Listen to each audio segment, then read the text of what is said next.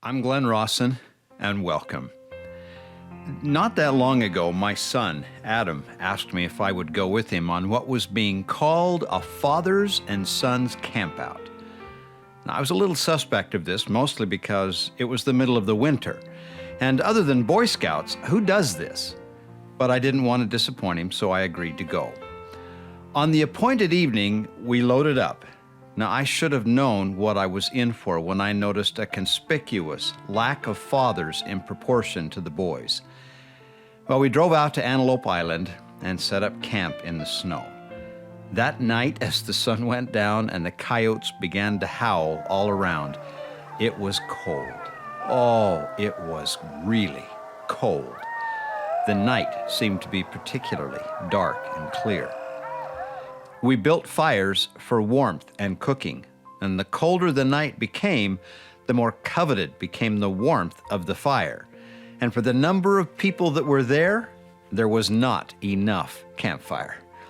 If I drew close to the fire, it felt good, but if I drifted away or got pushed out, which did happen, it was miserable. It seemed that the cold would suck all warmth out faster than I could replenish it. All night, in what seemed to be an endless night of darkness, I struggled for that warmth.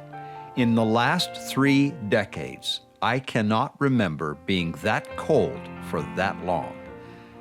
Well, I've reflected on that experience again and again.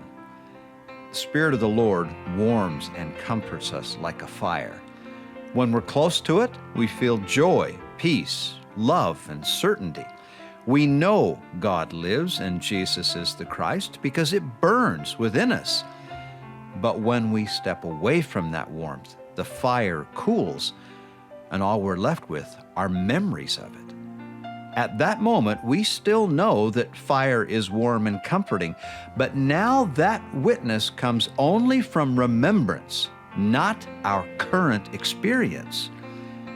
It is far better to testify that Jesus is Lord and Savior because that fire burns hot within us now than to bear testimony of the warmth of fire we no longer feel.